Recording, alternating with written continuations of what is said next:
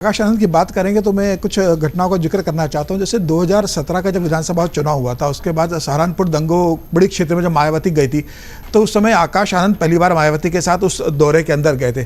तब ये लगना लगा था कि आकाश आनंद को मायावती भविष्य के रूप में तैयार कर रही है। उसके बाद जब 2019 के लोकसभा चुनाव हुए, उस लोकसभा चुनाव के दौरान मायावती पर चुनाव आयोग ने 48 घंटे का प्रतिबंध लगा दिया था प्रचार अभियान करने से। उस समय मायावती की आगरा की रैली प्रस्तावित थी, तो मायावती ने घोषणा की थी कि मेरी जो रैली है वो निरस्त नहीं होगी, आकाश आनंद वहाँ पर उस रैली को संबोधित करेंगे और मायावती की बात को आकाश आनंद बहुजन समाज के पास तक पहुंचाएंगे। उस समय ये लगना लगा था कि मायावती आकाश आनंद को अपने भविष्य के उत्तराधिकारी के रूप में देख रही है और उन्हें उस तरीके से तैयार पार्टी के अंदर कर रही है। आकाश आनंद ने भी मायावती को ट्विटर पर लेकर आए, वही थे जिन्होंने कहा था मायावती से कि आप ट्विटर पर आइए, सोशल मीडिया पर मायावती को एक्टिव कराया। 2019 के बाद पार्टी के अंदर आकाश आनंद लगातार सक्रिय थे, लेकिन मुझे लग रहा है कि जब नेशनल कोऑर्डिनेटर बना दिया था मायावती ने, उसके पहले भी कुछ ऐसी, उसके बाद आकाश आनंद ने मायावती से यह कहा था, जिन बसपा नेताओं से मैंने बात की, बड़े नेताओं से, उनका एक कहना था कि आकाश आनंद चाहते थे कि समाजवादी पार्टी और बहुजन समाज पार्टी का गठबंधन हो। आकाश आनंद का ये कहना था मायावती से कि बिना गठबंधन के लड़ने पर हमें कुछ हासिल नहीं होगा, हमें गठबंधन में लड़ना चाहिए कि अभी हमारी स्थिति अकेले लड़कर सीटें जीतने की नहीं है। दूसरा, आकाश आनंद ये चाहते थे कि वो लोग खुद लोकसभा चुनाव लड़े। उन्होंने मायावती से कहा था कि मैं लोकसभा चुनाव लड़ना चाहता हूँ। मायावती ने कहा था कि अभी आप सब्र करो, उन्हें लोकसभा चुनाव लड़ने की अनुमति दी नहीं। तीसरी खबर ये आ रही है कि सतीश चंद्र मिश्रा और उनके बेटे, जो बहुजन समाज पार्टी में एक बड़ी भूमिका रखते हैं, उनका बेटे भी काफ़ी काम दिखते थे। आकाश आनंद जब से नेशनल कोऑर्डिनेटर बन गए थे, 10 दिसंबर पिछले साल जब बने थे, उसके बाद वो पार्टी के अंदर ऐसे फैसले ले रहे थे जो सतीश चंद्र मिश्रा को पार्टी में कमज़ोर कर रहे थे और उनके बेटे को पूरी तरीके से बसपा की राजनीति से बाहर करने वाले निर्णय हो रहे थे। सतीश चंद्र मिश्रा ने ये अभी 15 दिन पहले मायावती से बहुत स्पष्ट कर दिया, जाकर ऐसा कहा जा रहा है कि भाई आकाश आनंद जो निर्णय ले रहे हैं पार्टी के अंदर, उससे मैं बहुत असहज हो रहा हूँ। तो आप आकाश आनंद, चूंकि पार्टी के उत्तराधिकारी आपने घोषित कर दिया, नेशनल कोऑर्डिनेटर है, तो आप उनके आधार से पार्टी चलाइए। मैं और मेरा बेटा पार्टी की गतिविधियों से बाहर हो जाएंगे, हम आपके साथ जुड़े रहेंगे, लेकिन पार्टी से मैं बाहर होना चाहता हूँ।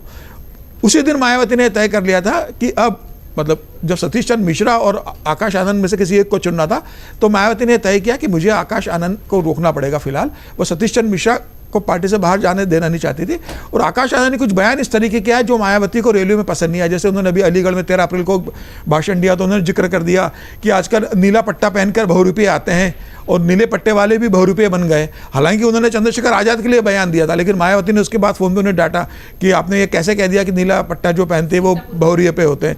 इस बात का उन्होंने नाराजगी। इसके अलावा अखिलेश आनंद ने जिक्र कर दिया कि उन्होंने ये कह दिया कि मुसलमान वोटों ने 2022 के विधानसभा चुनाव में समाजवादी पार्टी के पास पूरा शिफ्ट हो गया था। तो अब 2024 के लोकसभा चुनाव में मुस्लिम समाज ये गलती ना करे कि पूरा समाजवादी पार्टी के पास चला जाए, बसपा के साथ जो मुस्लिम समुदाय था वो हमारे साथ जुड़ा रहे। मायावती को ये भी ना गुजरा कि आप इस तरीके से भाषण दे रहे हो।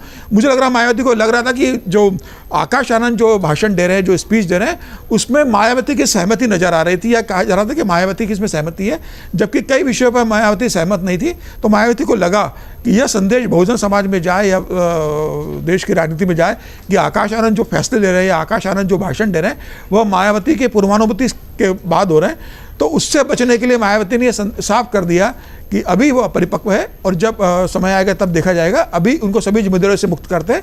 मायावती ने बहुत संदेश साफ दे दिया है कि फिलहाल बहुजन समाज पार्टी वह देखेंगे और नेशनल कोऑर्डिनेटर बनाने के बाद और भविष्य का उत्तराधिकारी बनाने के बाद भी जो आकाश आनंद निर्णय ले रहे थे वो उन्हें पसंद नहीं आ रहे थे, तो फिलहाल उन्हें जिम्मेदारी से मुक्त कर दिया गया है। और मुझे लग रहा है अब फिलहाल मायावती इस पार्टी को देखेंगे और फिर निर्णय भी ऐसे रहेगा। अब देखिए, मायावती ने अभी बस्ती के उम्मीदवार को बदल दिया, मैनपुरी के उम्मीदवार को उन्होंने बदल दिया। फिर आप ये कह सकते हैं कि अभी उन्होंने जो एक महत्वपूर्ण सीट है जहाँ धनंजय की पत्नी उम्मीदवार, जौनपुर, वहाँ पे उम्मीदवार को बदल दिया। तो कहा जा रहा है कि वो भारतीय जनता पार्टी को सहयोग करने के लिए बदला गया है।